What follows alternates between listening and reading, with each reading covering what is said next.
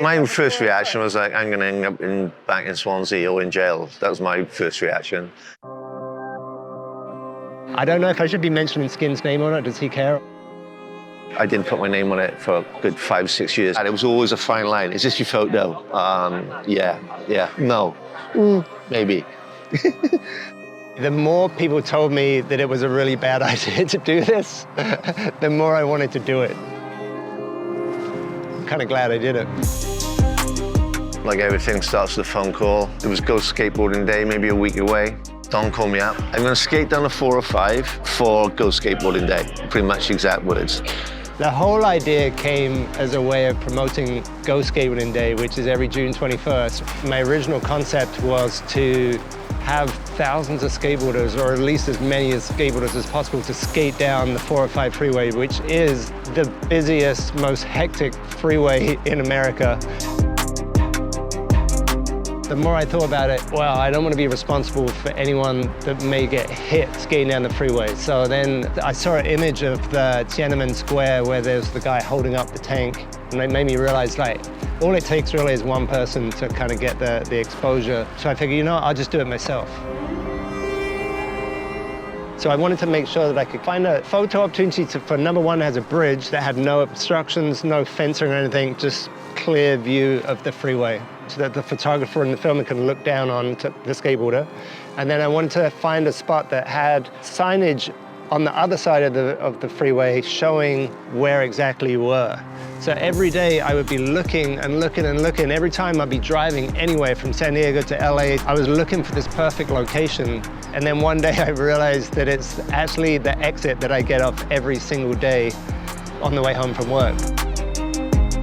We meet, talk about it, and then we go over to the bridge, and it's like 3 o'clock. Cars are just flying by. I'm like, there's no way you're going to be able to do this and close this down on an afternoon or a morning. You have to wait till the rush hour. So then we waited till rush hour Friday. Met in like a park by the side of it, so we didn't want to be seen by the cops. That was the worry for me, because at the time I was on a green card, and any bus like that would have been deported, or it would have been caught for sure, shutting down the 405. Not until I got my citizenship, when I got my passport, then I admitted it was my photo.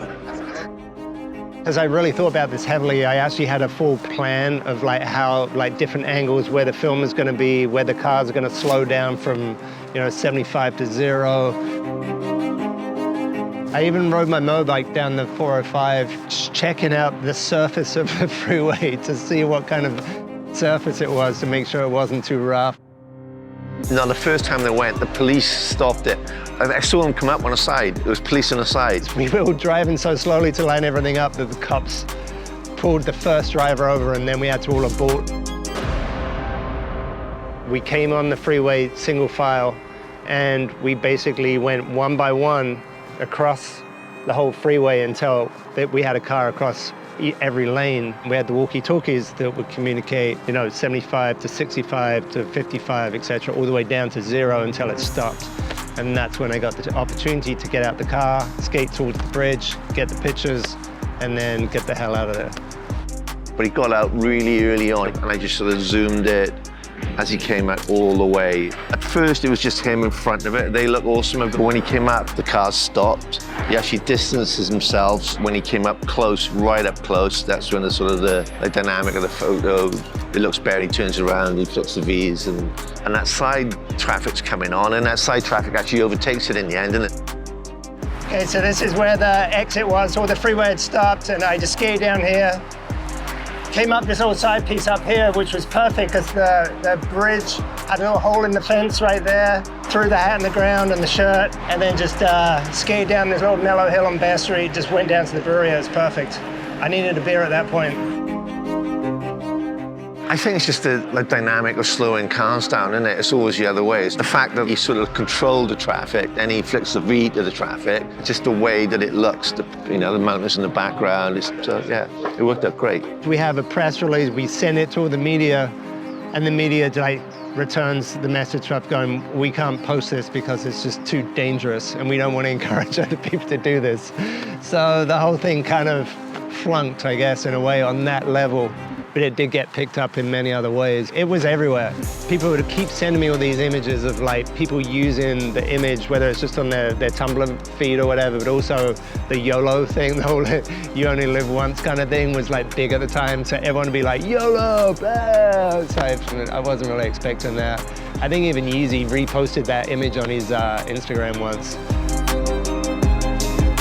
I guess there's so much adrenaline going on because there was just so much overthinking on this thing that it just felt definitely pretty good to like just get on that freeway and skate.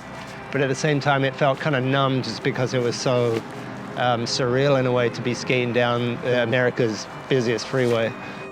That's a good question. Would the media have picked it up? Like, I don't even know if I slammed. Yeah, they probably would have used it if I hit a rock and ate shit in front of everyone. But maybe I should have just slammed anyway, so it did get picked up on the media. People love those things, right? But at the end of the day, I'm a little bit crazy, so I probably would do it again without a filmer or a cameraman too. In fact, I might even do it right now.